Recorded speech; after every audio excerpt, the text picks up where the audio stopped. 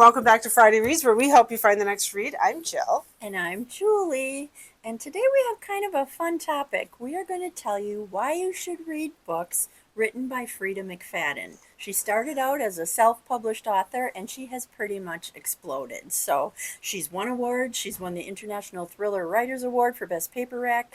She's a Goodreads Choice Award winner. So Jill, what's your first Freida McFadden pick? So this is my first one out of the door. This is from 2021. It's called The Locked Door. Some doors are locked for a reason. While 11-year-old Nora Davis was up in her bedroom doing homework, she had no idea her father was killing women in the basement. Ooh. Until the day the police arrived at their front door. Decades later, Nora's father is spending his life behind bars, and Nora is a successful surgeon with a quiet, solitary existence. Nobody knows her father was a notorious serial killer, and she intends to keep it that way.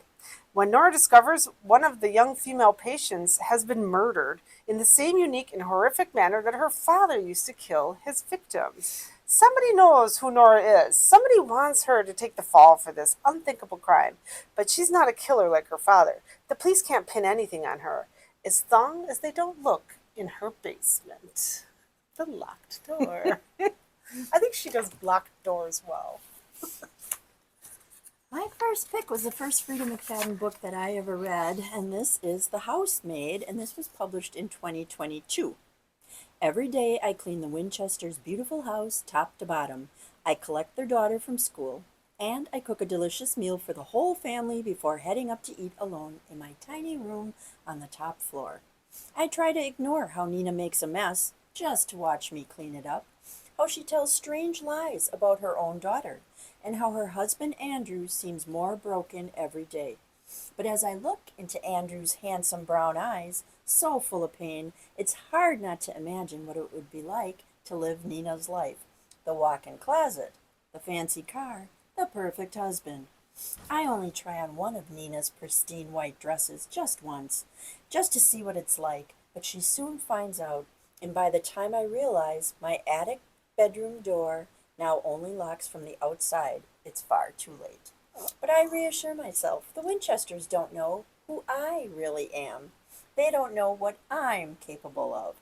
This is actually part of a series that she wrote. So it starts with The Housemaid, continues with The Housemaid's Secret, and The Housemaid is Watching. There's also a winter-themed short story called The Housemaid's Wedding, which can be read either between books 2 and 3 or after book 3. So if you want a book where she's got unreliable narrators and kind of blurred lines between truth and lies, check out the Housemaid series. I feel like the Housemaid series is like opening for a lot of people to Freida McFadden. Like that's one of the book I think was her breakout. That's where I first learned about her and got into it. So this is The Inmate. This was published in 2022. There are 3 rules Brooke Sullivan must follow as a new nurse practitioner at a men's maximum security. Treat all prisoners with respect. Never reveal any personal information. Never, ever become too friendly with the inmates. But none of the staff at the prison knows Brooke has already broken the rules. Nobody knows about her intimate connection to Shane Nelson, one of the penitentiary's most notorious and dangerous inmates. And they certainly don't know that Shane was Brooke's high school sweetheart, the star quarterback who is now spending the rest of his life in prison for a series of grisly murders, or that Brooke's testimony was what put him there. But Shane knows, and he will never forget. The Inmate. yeah. I don't even the description. Kind of like, what is going to happen? My second pick by Freida is The Perfect Son, and this was published in 2019. Mrs. Cass, we were hoping your son could answer a few questions about the girl who disappeared last night. Erica Cass has a perfect family and a perfect life, until the evening when 2 detectives show up at her front door. A high school girl has vanished from Erica's quiet suburban neighborhood. The police suspect the worst, that she was murdered, and Erica's teenage son Liam was the last person to see the girl alive. Erica has always sensed something dark and disturbed in her seemingly perfect older child. She wants to believe he's innocent, but as the evidence amounts, she can't deny the truth. Liam may have done the unthinkable. Now she must ask herself, how far will she go to protect her son? I thought this book was fast-paced. I listened to this as an audiobook, and the narrators did a great job with the audio version, and the twists and turns just kept coming, so the perfect son. She likes to have like a person named, like the perfect son. And this one, the boyfriend. The boyfriend. This was published last year, October 1st, 2024. She's looking for the perfect man. He's looking for the perfect victim. Sydney Shaw, like every single woman in New York, has terrible luck with dating. She's seen men who lie in their dating profile, men who stick her with the dinner bill, and worst of all, men who can't shut up about their mothers. And finally, she hits the jackpot. Her new boyfriend is utterly perfect. He's charming. He's handsome. He works as a doctor at a local hospital. Sydney is swept off her feet.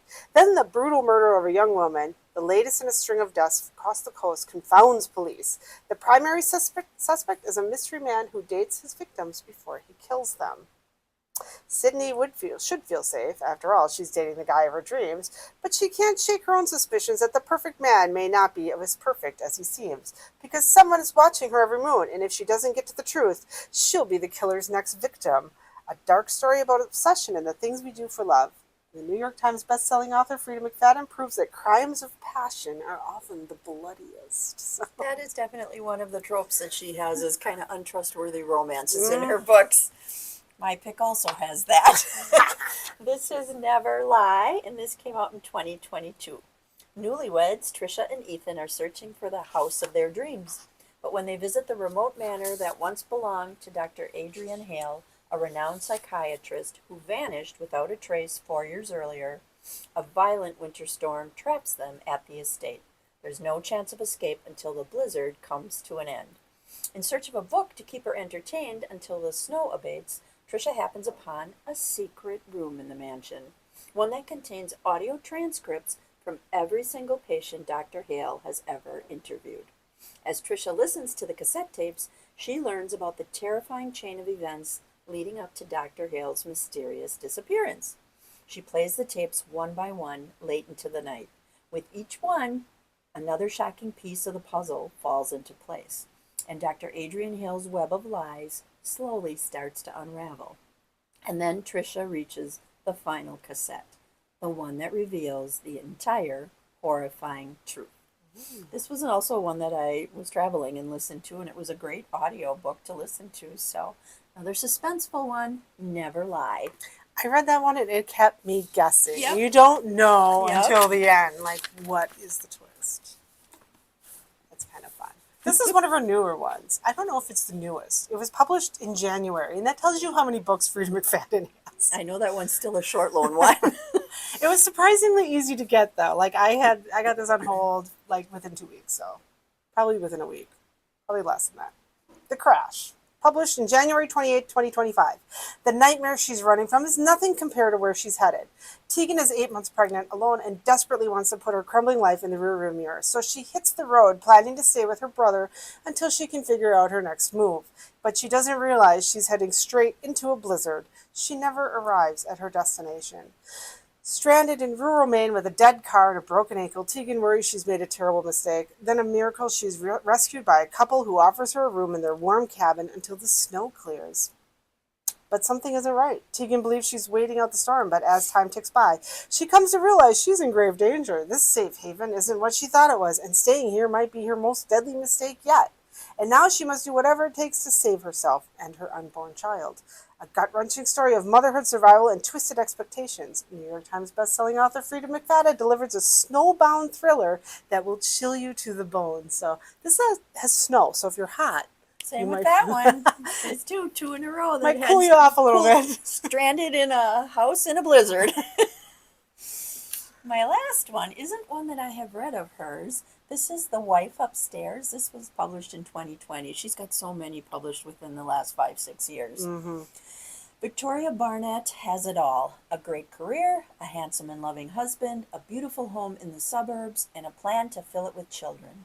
Again, life is perfect, or so it seems. Then she's in a terrible accident, and everything falls apart. Now Victoria is unable to walk. She can't feed or dress herself. She can't even speak.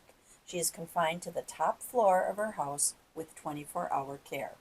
Sylvia Robinson is hired by Victoria's husband to help care for her.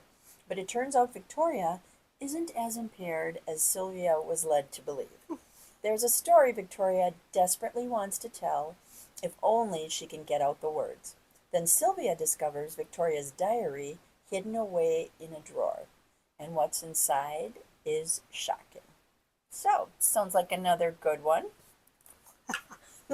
So, I hope that you have been inspired. If you haven't heard of Freida McFadden, which you might be living under a rock if that's true, but if you haven't and you haven't read anything by her yet, we hope we inspired you to try some of her stuff. Yeah, she's got, like I said, book after book that comes out. I checked out her website. She had some favorite thrillers. She had Gone Girl by Gillian Flynn on there, Lock Every Door by Riley Sager, The Moonlit Child by Karen McQuestion. So she's got a long list of her favorite thrillers that were published in the last 15 years or so. What's amazing to me is she's a physician and still has time to write all these books. Wow. Which I think adds to the realness of the medical situations in her books, but she's exploded in the last few years. So She certainly has. you can find our videos on our Kimberly Public Library website, YouTube channel, and Facebook page. And Jill and I thank you for watching. So until next time, bye! Bye!